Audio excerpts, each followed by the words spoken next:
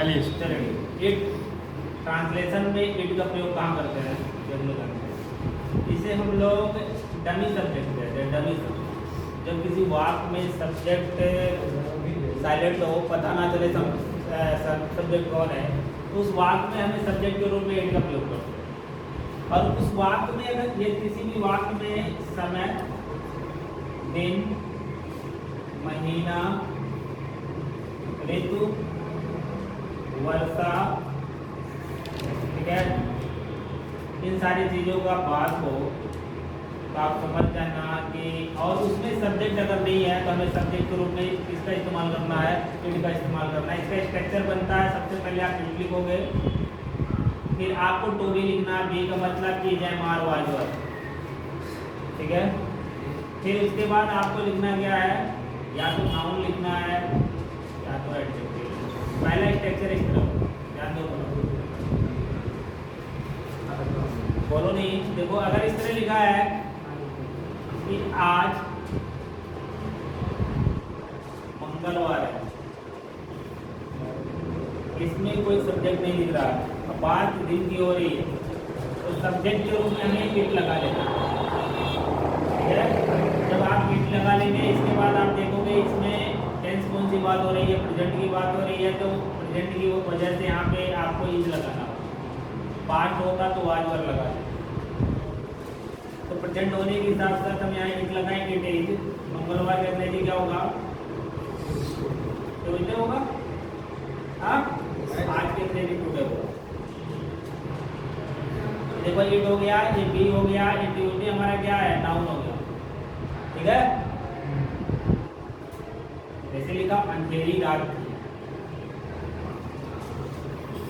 अंधेरी रात, इसकी स्टैंडर्ड बनाना है तो आपको क्या करना होगा, लिखना होगा एक, फिर वार लिखना होगा अंधेरी रात का,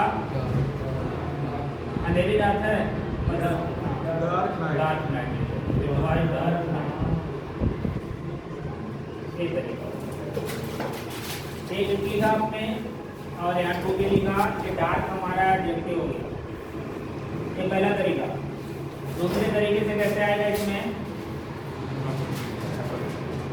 इसी में इंफिनिटिव भी डाल देता है कभी कभी। देखो ध्यान से, इट, बी प्लस नाउन और एडजेक्टिव प्लस इंफिनिटिव।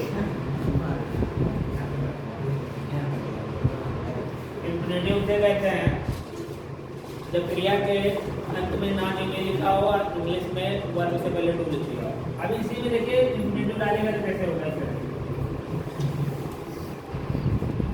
हमने अगर इस तरह लिखा पाप है, इसका ट्रांसलेट पूछो आपसे क्या होगा, पाप है, पाप है, हाँ पाप है, इट इज सिन होगा ना, हाँ, चाहे आपको पाप है या यह पाप है, दोनों की बात एक ही होगा, इट इज सिन होगा, इट इज सिन, पाप, सिन माने पाप, सिन इज पाप। अगर यही इस तरह लिखा होता पंछियों को मारना पाप है, को मारना पाप है, देखो तब पर भी इट से ही शुरू होगा। एक इंफिनिटिव पहले हिंदी में जुड़ा है, लेकिन इंग्लिश में इसकी अंग्रेजी बाद में लिखी है, तो लिखोगे इट इज सिन। क्या सिन है, मारना, मारना की अंग्रेजी क्या होगा, टू किल होगा, किल नहीं टू किल। किसको मारना, the birds, to kill the birds, it is sin to kill the birds. अब तो कोई पूछे इंफिनिटी कौन है, तो आप कहोगे सर इंफिनिटी टू किल है। इट का प्रयोग क्यों किया गया है, क्योंकि इसमें कोई सब्जेक्ट नहीं है, ठीक है। तो एक पहला तरीका इस तरह से आ सकता है, दूसरा तरीका इस तरह से इनका प्रयोग हो सकता है, तीसरा तरीका देखिए क्या हो सकता है। तीसरा तरीका बताता है कि जब सब्जेक्ट को किसी कार्य को करने में समय लगा तो कितना लगा, लगेगा समय तो कितना लगेगा, इसको जानना होगा, ठीक है। देखो इस तरह से इसको बनाओगे तो इस तरह लिखोगे, पहले इट लिखोगे, फिर टेक का प्रयोग करोगे, अभी किसके अनुसार, टेंस के अनुसार।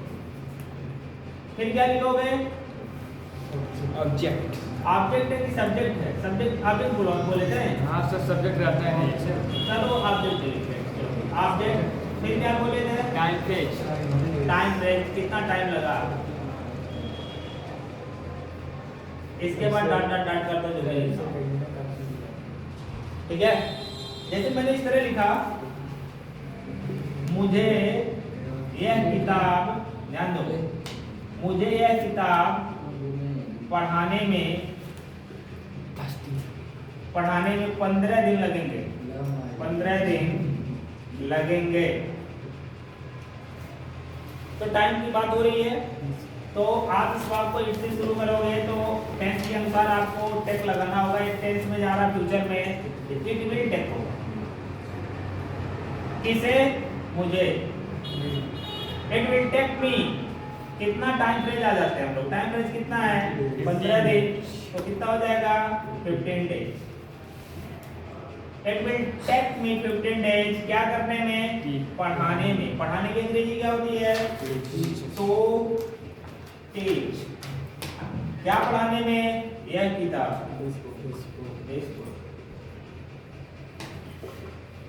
नहीं हो जाएगा तीनों तरीके से? कभी भी आपको इट का प्रयोग ऐसे आए तो आप बना लोगे? हाँ, इसी से रिलेटेड मैं क्वेश्चन करने जा रहा हूँ। ठीक है, जिससे पूछूंगा वही बताए। आपके टोटल वाक्य आपके लिख से शुरू होंगे। कैसे शुरू होंगे देखो ध्यान से। देखो इसमें बात महीने की हो रही है, कोई सब्जेक्ट का पता नहीं है यहाँ पे, तो इसे हम बनाएंगे तो क्या होगा? It was month of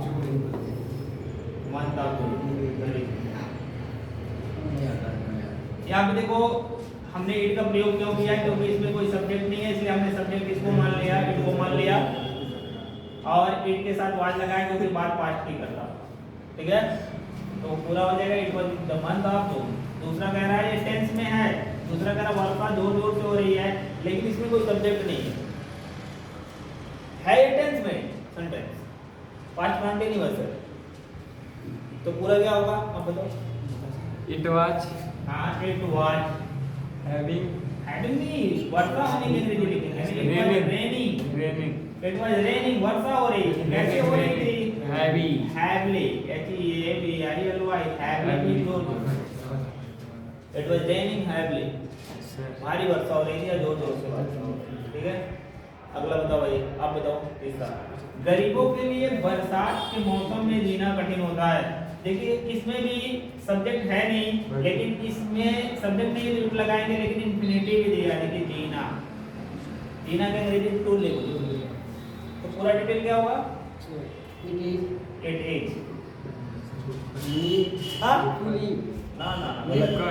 is कठिन होता है। कठिन होना के लिए क्या होता है? इट इज हार्ड है, it is difficult, it is hard है, इट इज डिफिकल्ट। इसका मतलब हो गया कठिन होता है। इट इज डिफिकल्ट का मतलब कठिन होता है। क्या कठिन होता है? जीना कठिन होता है। तो जीना की अंग्रेजी क्या लिखोगे? To live, to live. कब जीना कठिन होता है?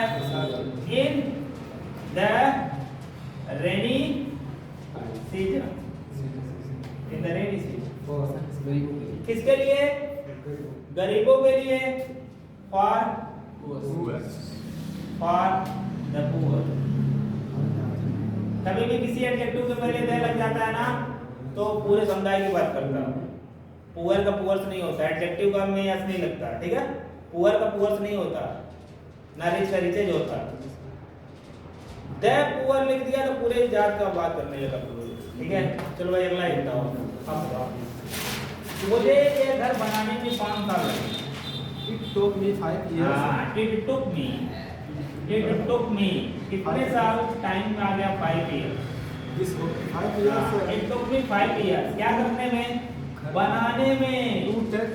हाँ, Make. हाँ, टू मेक या टू बुल्ड लिख सकते हैं। To make this home. BUILD, to build. तो बुल्ड, ठीक है, ये घर, This देश, हाउस। जब किसी चीज को हाथ से ऐसे बनाया जाता है तो मेक होता है। ठीक है, कोई और बनाता है तो बुल्ड लिखा जाता है। घर और बनाने के लिए, महल वाल बनाने के लिए, और कोई चीज बनाने के लिए बुल्ड लिखा जाता है। क्लियर हो इतना? Yes sir.